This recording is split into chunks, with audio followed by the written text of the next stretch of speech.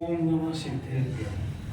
ओंकारबिंदु संयुक्तं नित्यं ध्यायन्ति योगिनः। कामदं मोक्षदं चैव ओंकाराय नमो नमः।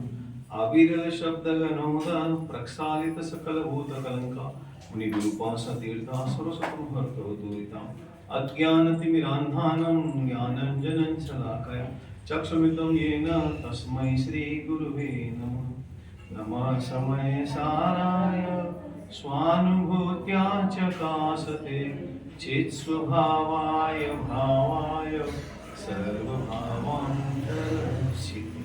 वन्दे तु सर्वसिद्धे ध्रुवमचलमणुभुवं गतिं पते वोचामि समयपाहुर्य मिनिमो शुद्ध केवली भैरम।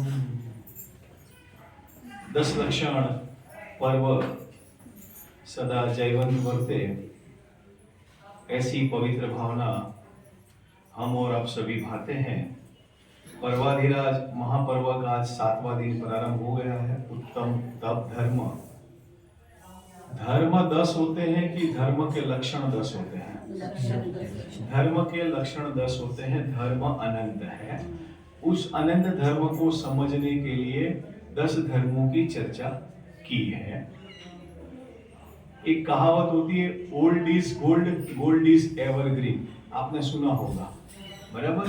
मानी आत्मा है वो पुराना है, और वह पुराना आत्मा वही हमारे लिए लाभदायक है। कुंदकुंदाचार्य देव ने इस काल में, कली काल में, हमें मानो साक्षात चौथा काल का वर्णन किया हो, चौथा काल बता दिया हो, चौथा काल में जीने की हमें योग्यता दिखा दी हो, ऐसा अद्भुत कार्य किया है। कुंदकुंदाचार्य के बारे में एक उक्ति ऐसी भी आती है कि वो सदैव विदेह गए हैं। मानी वो तो उक्ति तो प्रमाण है, पर उसमें 2-3 कहानियां अलग अलग आती हैं। उसमें एक कहानी ये आती है कि उनके स्वर्ग के मित्र उनको देव लेके गए, बराबर ना? यही है, सुना होगा आपने भी। अब जरा गंभीरता से सोचना, मित्रता किसको कहते हैं?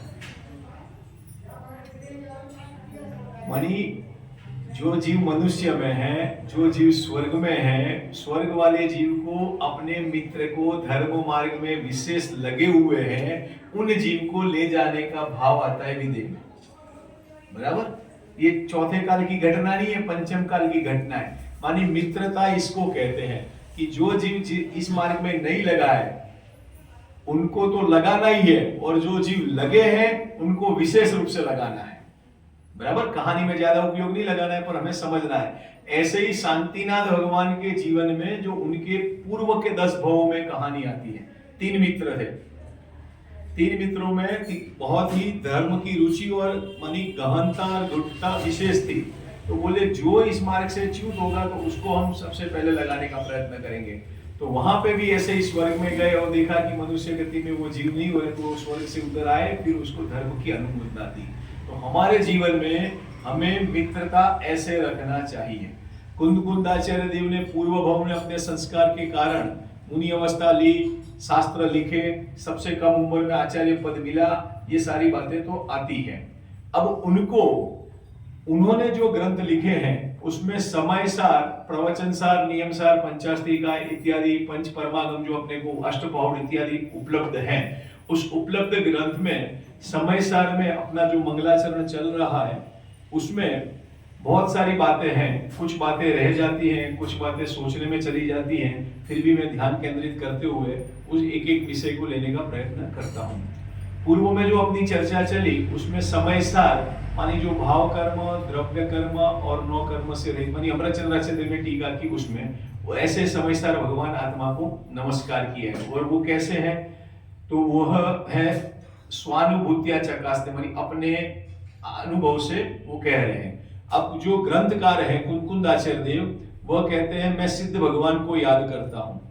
सिद्ध भगवान को याद कर करके मैं ध्रुव, अचल और अनुपम गति जो प्राप्त है, ऐसे सिद्ध परमेष्टि को याद करते हुए केवली और श्रुत केवली के द्वारा कहा गया जो ग्रंथ मानी आगम है उसको मैं समय सार में प्ररूपित करता हूं। ऐसी बात उसमें आई है।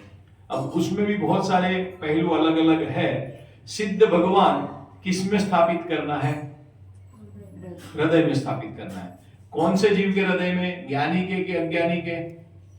कि ज्ञानी के तो निरंतर मौजूद है ही, पर अज्ञानी के हृदय में भी उनको कब स्थापित करना है? जब हम स्वाध्याय करते हैं